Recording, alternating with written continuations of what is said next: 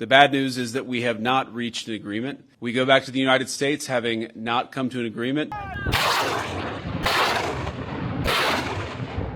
যুদ্ধ থামবে নাকি আরো ভয়ঙ্কর রূপ নেবে এই প্রশ্ন এখন ঘুরছে বিশ্বজুড়ে। ইরান ও যুক্তরাষ্ট্রের মধ্যকার উত্তেজনা কি সত্যিই শেষের পথে, নাকি এটি বড় সংঘাতের আগাম সংকেত? পাকিস্তানের রাজধানী ইসলামাবাদে দীর্ঘ আলোচনার পরও কোনো চুক্তি হয়নি, অথচ আলোচনার আগে আশাবাদী ছিলেন সবাই, এমনকি মার্কিন ভাইস প্রেসিডেন্টও। কিন্তু শেষ পর্যন্ত বাস্তবতা হল পারমাণবিক ইস্যু সহ গুরুত্বপূর্ণ বিষয়ে দুই পক্ষের গভীর মতবিরোধ থেকেই গেছে। ডোনাল্ড ট্রাম্প প্রশাসনের কঠোর অবস্থান এবং ইরানের পাল্টা দৃঢ়তা পরিস্থিতিকে আরও জটিল করেছে। যুক্তরাষ্ট্র বলছে ইরানকে শর্ত মানতেই হবে, কিন্তু তেহরান মনে করছে তারা দুর্বল নয়, বরং কৌশলগতভাবে এখনও শক্ত অবস্থানে আছে, বিশেষ করে হরমুজ প্রণালী নিয়ে।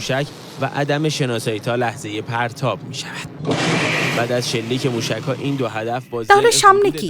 দুটি পথ খোলা: এক, আরও কূটনৈতিক আলোচনা; দুই, আবারও সংঘাতের উত্তাপ বৃদ্ধি।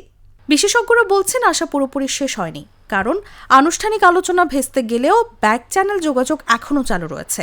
তবে একই সঙ্গে ঝুঁকিও বাড়ছে, যে কোনো সময় নতুন করে সামরিক পদক্ষেপ পরিস্থিতিকে বিস্ফোরণমুখী করে তুলতে পারে। সবচেয়ে গুরুত্বপূর্ণ বিষয় হলো এই সংঘাত শুধু দুই দেশের মধ্যে সীমাবদ্ধ নয়, এটি বিশ্ব অর্থনীতি, জ্বালানি বাজার এবং রাজনৈতিক স্থিতিশীলতার উপর সরাসরি প্রভাব ফেলতে পারে। শেষ প্রশ্নটা তাই থেকেই যায়, এটি কি কূটনীতির শেষ লড়াই নাকি বড় যুদ্ধের শুরু?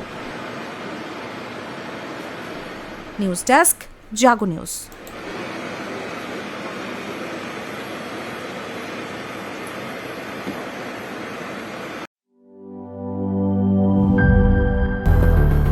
বেশি সার্ভিস ও ফিচারে লেনদেনের সব বিকাশ অ্যাপে সম্ভব।